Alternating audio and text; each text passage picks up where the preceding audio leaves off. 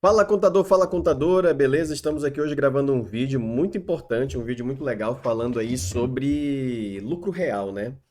A grande dúvida, o grande gargalo da maioria dos contadores para crescer o seu escritório de contabilidade é poder atender esses clientes de outros regimes de tributação, né? A gente sabe que hoje a grande maioria dos escritórios de contabilidade, principalmente os pequenos, só atendem empresas do Simples Nacional. Por quê? Porque são empresas com uma complexidade muito menor, né? Apesar de haver as complexidades, a gente sabe que o regime de tributação Simples Nacional só é simples no nome, mas ele exige muito do contador também, existem muitas particularidades, mas numa forma geral, ele é muito mais prático, né, do que atender, por exemplo, um lucro presumido ou um lucro real. Então, o que muito contador se preocupa peguei uma empresa do lucro real. E agora?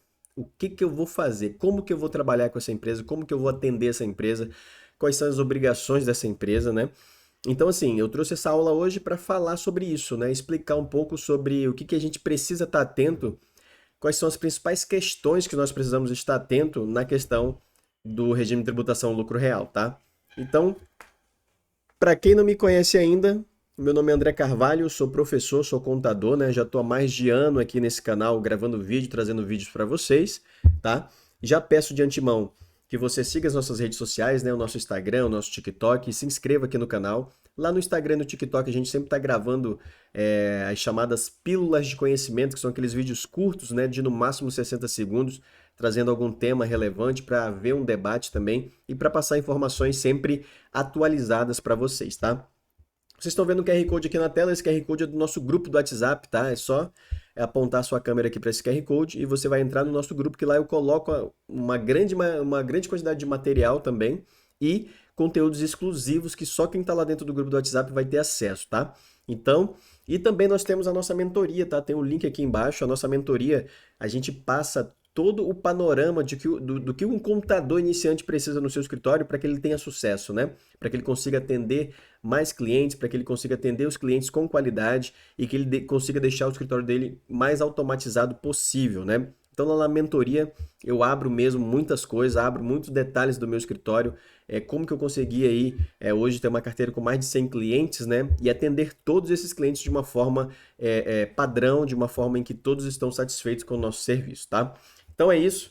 Logo depois da vinheta, a gente vai lá pro vídeo, tá bom? Pra aula. Um grande abraço.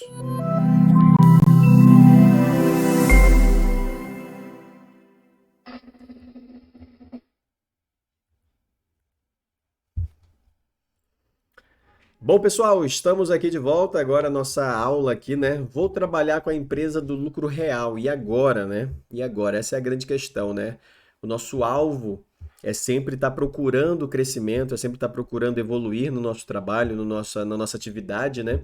Como profissional, como contador, né? Então, eu acho que pegar empresas de outros regimes que não seja Simples Nacional é um avanço para que você consiga também, de uma certa forma, ter honorários, né, mais relevantes também no teu escritório, né? Muitas vezes, atendendo uma empresa do lucro real, você consegue um honorário que você não conseguiria atendendo 10 empresas do Simples, né? Então, isso é uma vantagem também, porque se você aprende, né, se você aprende a tratar essas empresas, aprende a trabalhar com essas empresas, você também abre aí um leque de opções muito grande também para aumentar o teu faturamento, tá? Então, hoje, o que que a gente precisa estar atento aqui, né? Hoje aqui nós vamos analisar essas questões aqui de PIS e COFINS, né? O que que a gente precisa estar olhando, né, nessas questões aqui, por exemplo, analisar o KNAI da empresa, né? Para ver a questão do PIS e COFINS, né?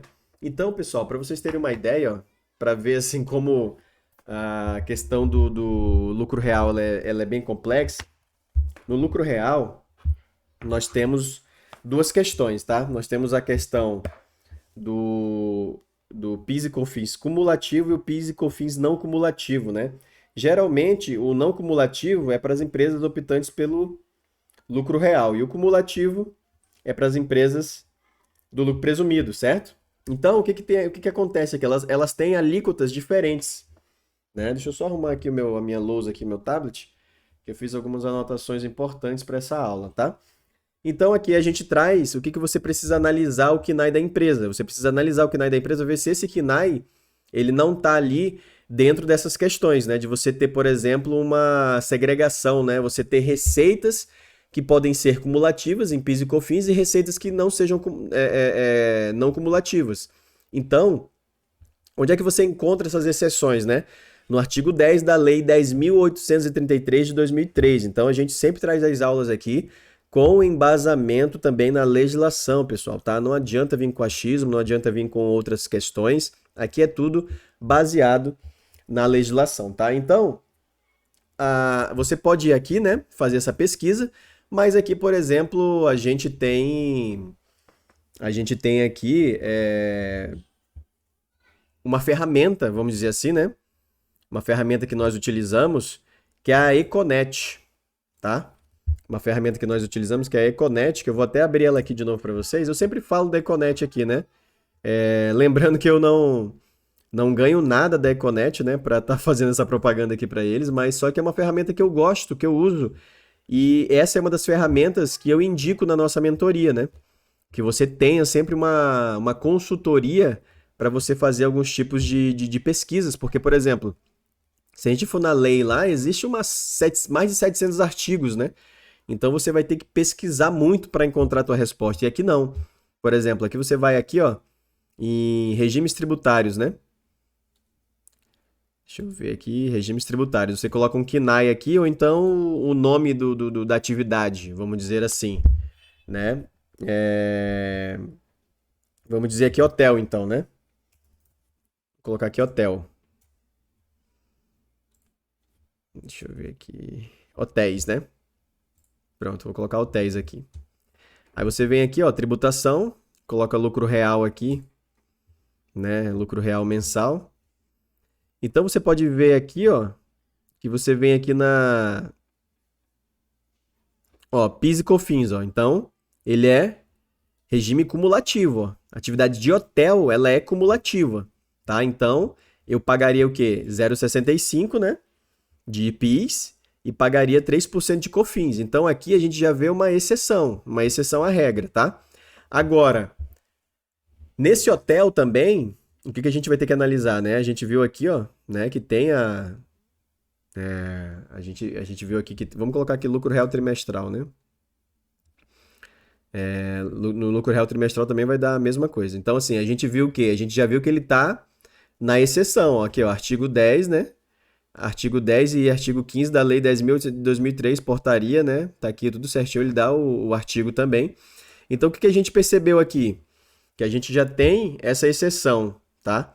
Mas só que a gente percebe também que dentro desse hotel, por exemplo, ele tem lá uma atividade de restaurante, tá?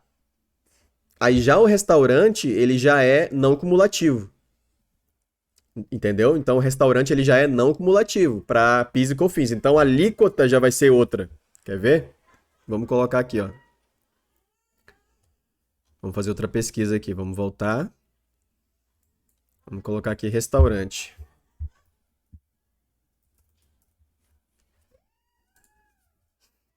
Restaurante, lucro real trimestral. Então, ó, você já pode ver que ele é não cumulativo. Então, ele já tem a alíquota de PIS e COFINS diferente, ó, 1,65 e 7,60. Então, aqui a gente começa a ver a primeira complexidade, né? Imagina que dentro de um hotel existe lá essa atividade de hotelaria e atividade de restaurante. Então, ele precisa separar essas receitas, né? Ele precisa segregar essas receitas, né? Então, por isso que nós chamamos aqui de incidência mista, né? Por quê? Porque ele incide dentro dos dois regimes, cumulativo e não cumulativo. Por isso também que nós temos, deixa eu abrir aqui para vocês, nós temos uma planilha que inclusive a gente pode até disponibilizar para vocês depois lá no grupo. Quem tiver no grupo vai receber essa planilha. Por exemplo aqui, ó, a gente tem as receitas cumulativas aqui de 6 mil e as não cumulativas de 3 mil, né? Isso aqui que eu tô falando para vocês, a gente precisa separar. Por exemplo, se ele tem a receita de hotel de 6 mil, ele vai pagar 0,65 de PIS e 3% de COFINS, tá? Agora, se ele tem uma receita de restaurante de 3 mil, aí ele já paga 1,65 de PIS e 7,60 de COFINS. Então, tem que haver essa separação, né? E essa separação também, ela vai acontecer na questão dos créditos, né? Que você pode ter de PIS e COFINS, né? Por exemplo, aqui, ó, aqui ele já vai fazer o rateio, ó, né? Serviço de lavagem de roupas de cama, não tem crédito, né? Serviço de lavagem de toalhas de mesa, ó, 100% do crédito, né? Porque é um insumo que ele utiliza para prestação de serviço, que é a parte do hotel. Energia elétrica, ele vai ratear também, ó, né? A energia elétrica vai fazer o rateio, ó, 33,33% de energia elétrica. Mão de obra de pessoa física, né? O garçom do restaurante também entra aqui na. Não tem crédito também, né? E aluguel do prédio pago por pessoa jurídica. Então, também tem. Você pode utilizar esses gastos. Porque assim, PIS e COFINS, né, pessoal? No lucro real, tem algumas despesas que são dedutíveis, né? Tem algumas despesas que são dedutíveis para que você consiga fazer a apuração do imposto. Então, essa é a grande diferença do lucro real para os outros regimes de tributação, né? Porque no Simples a gente sabe que o Simples Nacional ele é um regime especial, né? Ele é um regime diferenciado. O lucro presumido, como o nome já diz, ele é uma presunção sobre o faturamento. E o real não. O real ele vai mesmo em cima do que a empresa realmente faturou. E aí de PIS e COFINS ela pode também ter algumas despesas dedutíveis para cálculo de PIS e COFINS, né? Então, ó, ele teria aqui, ó, você pode ver nessa linha, alguns créditos, né? De PIS, ó, né? Alguns créditos de PIS e alguns créditos de COFINS, ó, tá? E alguns créditos de COFINS, que vocês podem ver nessa coluna aqui. Então, depois de apurar o débito e o crédito, aí ele chegaria no saldo a pagar, né? Que é essa coluna aqui, ó. Ele teria um débito de R$ 88,50 de PIS, né? E um crédito de R$ 60,50 pagaria R$ 28,00. Um débito de 408 de COFINS e um crédito de 278 pagaria 129, tá?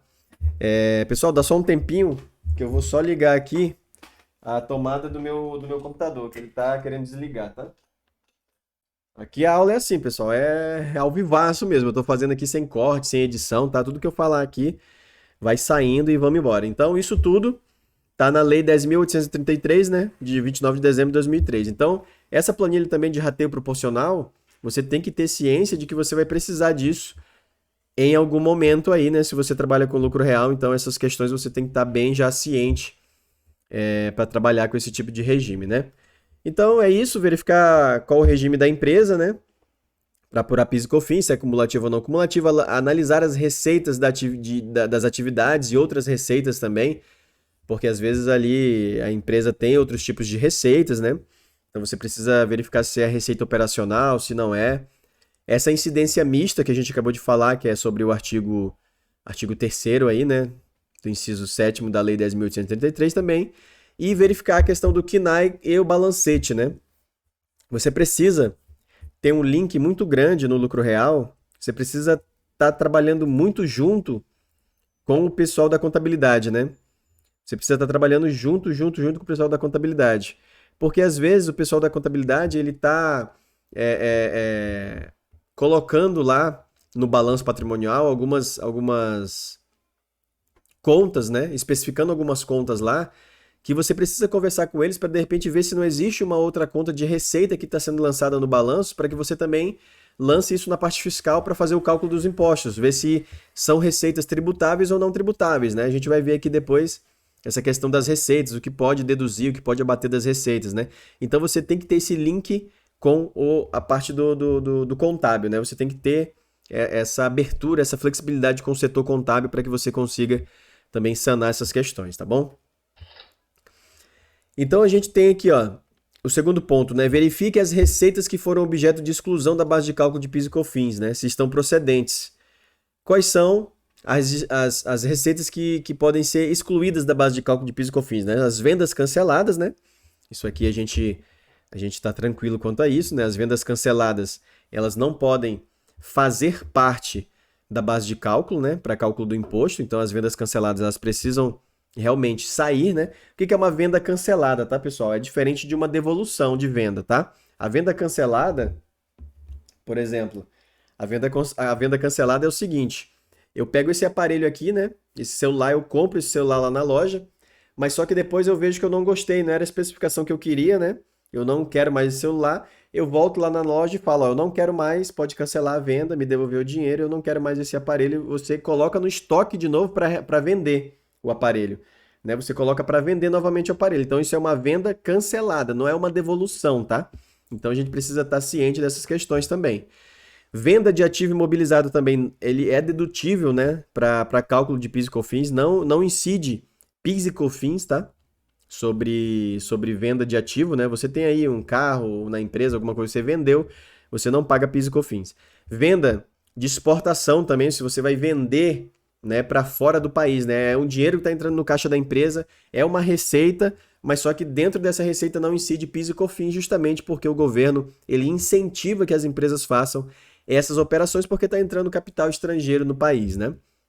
Os descontos incondicionais também, eles podem ser excluídos da base de cálculo de PIS e COFINS, né? São aqueles descontos que realmente não tem negociata ali, né? Ele é um desconto incondicional que o cliente vai ter. O IPI destacado na nota fiscal também, ele pode ser, né? Excluído aí da base de cálculo de PIS e COFINS. E a devolução de venda também, né? A devolução de venda já é aquela que a gente verificou aí, que às vezes vai haver uma troca, né, do produto, né, mas você já recolheu o imposto e você precisa fazer esse estorno para que você não pague duplicado aí o imposto, né? Porque você vai ter que dar entrada naquele aparelho no estoque e emitir uma outra nota com outro produto, mas aí você precisa fazer o estorno lá do PIS e COFINS para que você não pague duas vezes em cima do mesmo produto ou de um outro produto que o cliente vai pegar, né? Então, a gente tem que entender aqui que nesse espaço temporal, qual é a fórmula de cálculo dos impostos? Sempre, a maioria das vezes é pela competência, né? A grande maioria das vezes é pela competência. O que é o pagamento pela competência? É fechou aquele mês ali, aquele período, independentemente se eu tenha recebido ou não aquela venda que eu fiz, eu vou ter que pagar o imposto. Então acontece com a venda cancelada. Vamos dizer que você fez uma venda em março, né? Fechou o mês de março, você pagou o imposto, PIS e COFINS, e aí a venda é cancelada em abril.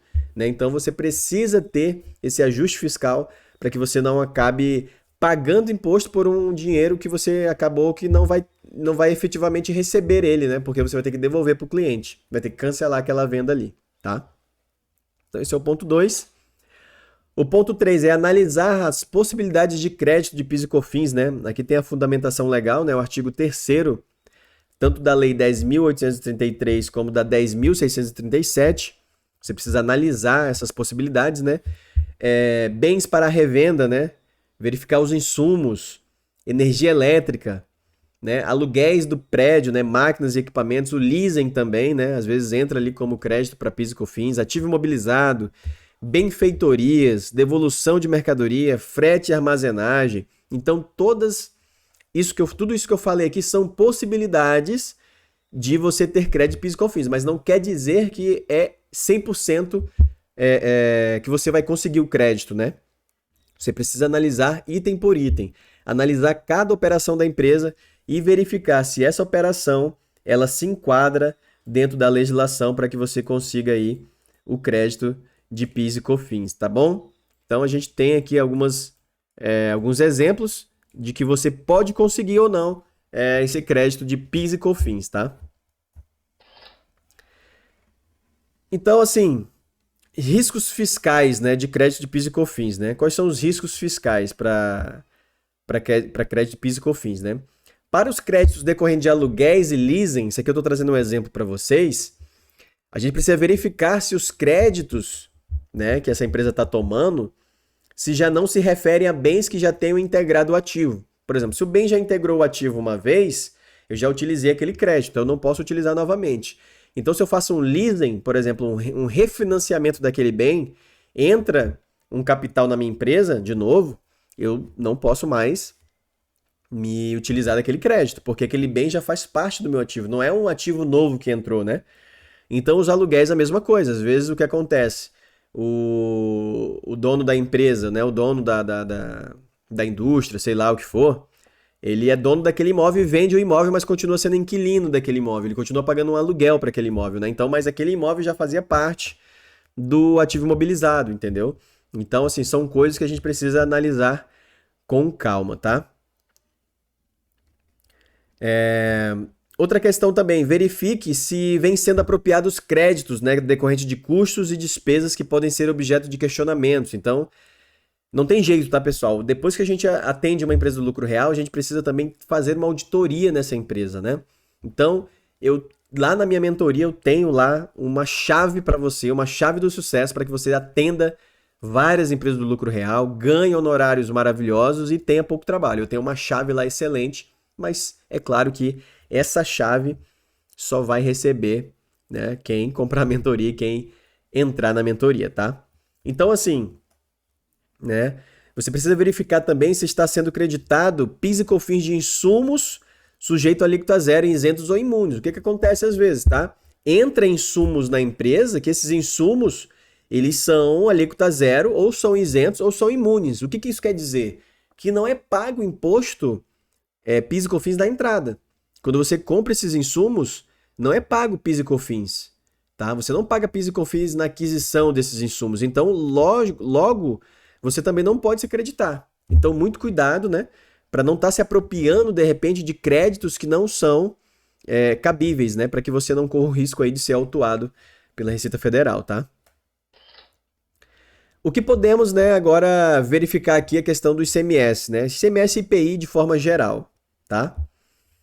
A gente traz aqui para você, ó, através da curva ABC, a gente promove uma análise, né, da classificação fiscal, como alíquota, base de cálculo, imposto debitado, creditado, ver quais são os produtos que mais vendem, ver a questão de NCM, CST, ver toda a questão tributária, toda a parametrização daquele produto para verificar se realmente ele está sendo tributado com a alíquota correta. Então, essa curva ABC, ela traz para a gente esse know-how para que a gente entenda a questão de produto por produto, item por item, para que haja uma classificação correta no momento da entrada e da saída desse produto, tá bom? Então, a gente consegue também aqui, pessoal, deixa eu só abrir aqui de novo. Você precisa classificar bloco. E outra coisa importante também, as vendas canceladas que eu não falei aqui, só pra gente, por isso que eu faço várias anotações, elas precisam ser lançadas lá no bloco M, né, da FD Contribuições, para que haja esse estorno, esse abatimento, para que você não pague o imposto duplicado, tá? Então a gente precisa também promover a verificação da existência de operações sem débitos de imposto. Essa análise é de fundamentação legal para o benefício, né? Para o benefício. Então, assim, por exemplo, você está lá lançando no fiscal e você se depara com uma nota fiscal que não tem o débito do ICMS e do IPI. E você precisa fazer o quê? Logo, como contador, como analista, como consultor, você precisa analisar se a empresa obteve algum regime especial para que ela possa agir daquela forma, né? Para que ela possa realmente fazer aquele tipo de operação. Então, por isso que você precisa estar atento. Tá? A gente precisa analisar os critérios e os fundamentos para os lançamentos realizados, né? Como outros débitos e outros créditos, né? A gente não pode sair lançando lá outros débitos, outros créditos, sem saber realmente o que é aquela operação. Então, por exemplo, eu trabalho aqui com regime especial de importação, né? Para algumas empresas. E essas empresas, elas têm uma particularidade. Por exemplo, na entrada da mercadoria, quando ela entra com essa mercadoria de outro país aqui no Brasil, o ICMS é diferido, por exemplo. Então, ela não destaca o ICMS na entrada. Se ela não tivesse o regime especial, ela destacaria o ICMS na entrada, destacaria na saída e faria débito e crédito, né? Conta gráfica normal. Mas como ela tem um regime especial, o que a gente faz aqui no escritório? A gente tem um manual pela própria Cefaz de como que nós precisamos fazer a parte fiscal e tributária dessa empresa, porque ela precisa seguir uns parâmetros, né? Ela precisa seguir uns padrões. Então, assim, quando a empresa ela tem um regime especial, você precisa ter esse manual junto contigo para que você consiga proceder das formas corretas, tá? Então, ainda aqui sobre ICMS e IPI, né? Você precisa verificar os critérios e os procedimentos adotados para o cadastramento de fornecedores e clientes também através da curva ABC. Quem são os principais clientes, né? Esse cliente, ele tá trazendo algum benefício fiscal, ele tá mandando esse produto com alguma redução de base de cálculo, ele tá mandando esse produto aqui com SUFRAMA, né? Para quem é da região aí, região da Amazônia, legal, né? Então a gente precisa ver esses critérios, tá? A empresa possui algum regime especial, né? Eu acabei de falar, né? Em caso afirmativo, obtenha cópia do regime, analise se está seguindo as determinações, né? Todo estado que tem regime especial, seja lá ele qual for, ele tem lá uma lei específica só para tratar sobre aquele regime. Manuais que te dão toda a parametrização que você precisa seguir para atender empresas com aquele regime. Então, você precisa ter também esse cuidado, tá? Então, a empresa industrializa produtos, tem aplicação de alíquota de 4%, né? Verificar isso também, né? Uma empresa que industrializa produtos, será que ela pode aplicar alíquota de 4% nas operações de importação? Né? Geralmente sim, né, pessoal? Geralmente o que a lei fala, né? Quando você compra, importa insumos e desses insumos você transforma num produto acabado, quando você vende o ICMS, que é 4%, né, para os produtos importados, que também eles precisam seguir uma regra ali, né? Ter pelo menos 40% do produto seja ainda de produto importado, né? Ele não, você pode ali tributar ele com 4% na saída interestadual, né? Então você precisa estar ciente dessas questões, tá?